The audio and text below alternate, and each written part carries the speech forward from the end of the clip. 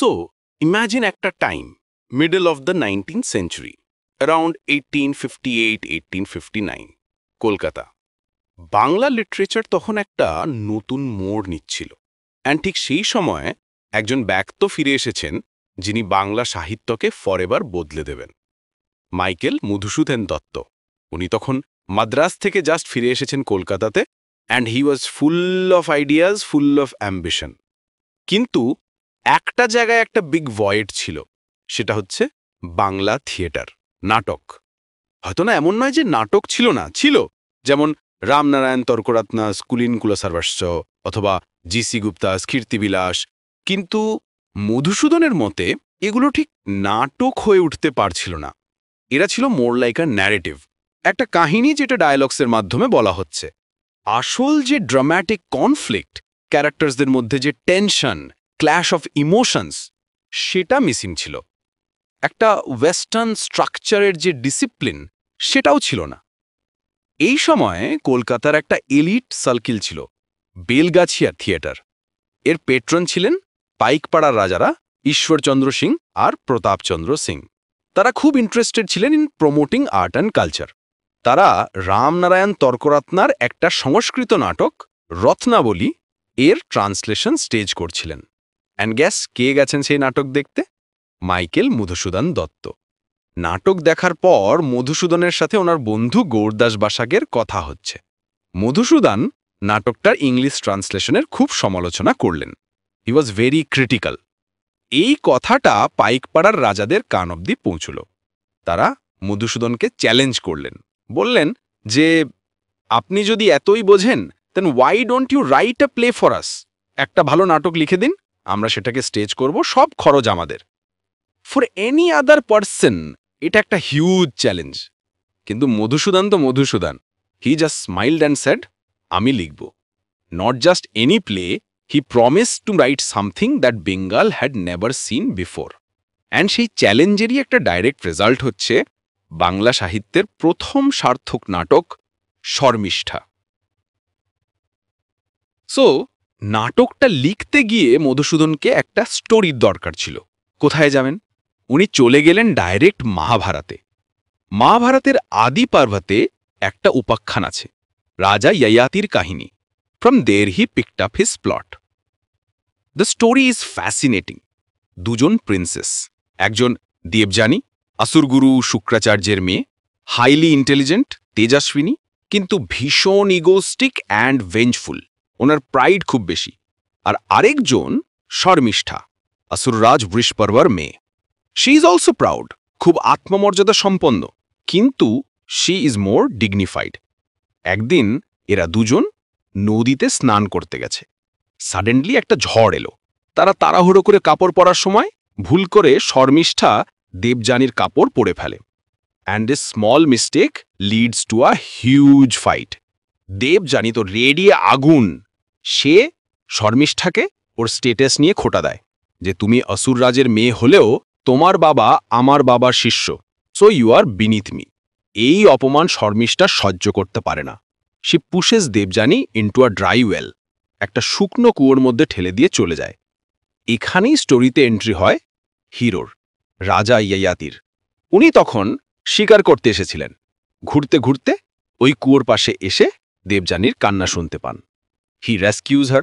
দেবযানী ইয়ায়াতিকে দেখেই ইমপ্রেসড হয়ে যান অ্যান্ড ইনস্ট্যান্টলি ওর বাবার কাছে গিয়ে ওনাকে বিয়ে করার ইচ্ছা প্রকাশ করেন।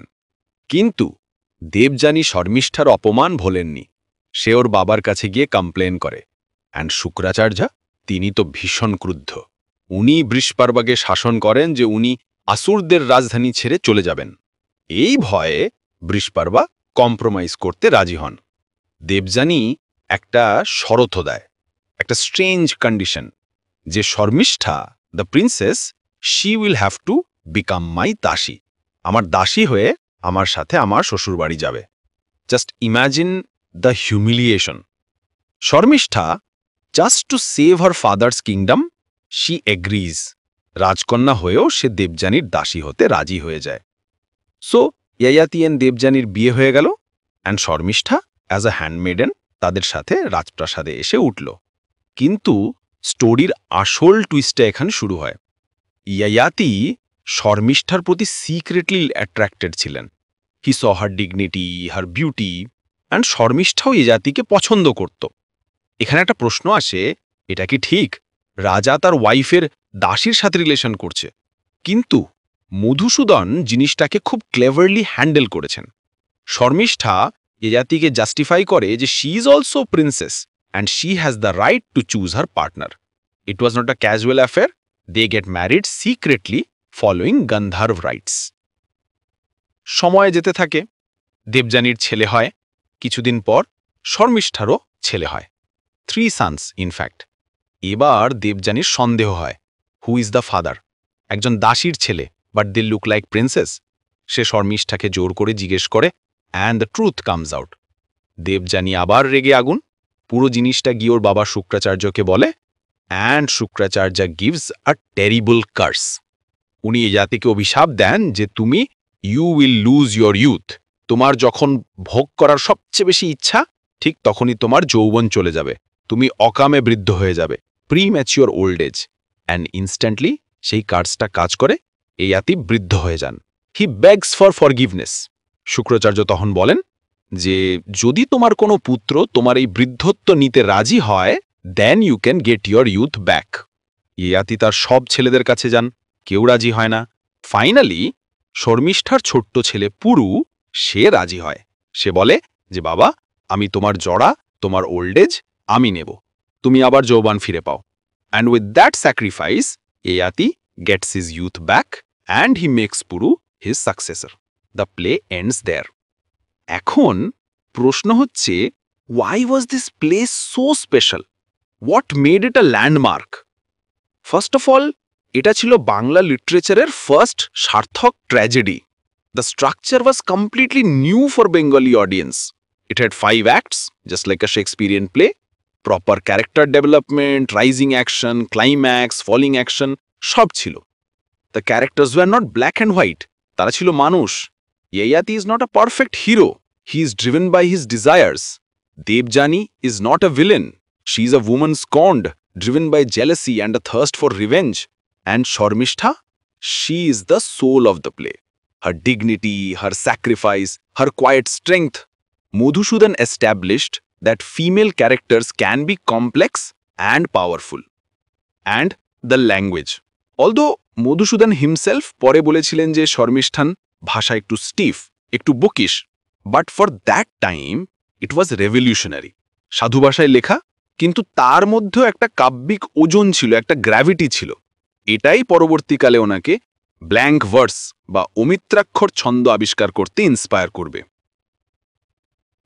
সো জানুয়ারি 1859 নাটকটা পাবলিশ হলো, অ্যান্ড সেই বছরই বেলগাছিয়া থিয়েটারে এটাকে স্টেজও করা হলো। ইট ওয়াজ আ ম্যাসিভ হিট। শুধু সাধারণ মানুষ নয়, ঈশ্বরচন্দ্র বিদ্যাসাগরের মতো ব্যক্তিত্বরাই নাটক দেখে মুগ্ধ হয়ে গেছিলেন। ইট সেট আ নিউ স্ট্যান্ডার্ড। এরপর থেকে বাংলা নাটক আরে কোনোদিনই আগের মতো রইল না। সো একটা সিম্পল চ্যালেঞ্জ থেকে, একটা বন্ধুর সাথে আর্গুমেন্ট থেকে বাংলা থিয়েটারের ইতিহাসটা একটা নতুন মোড় নিল।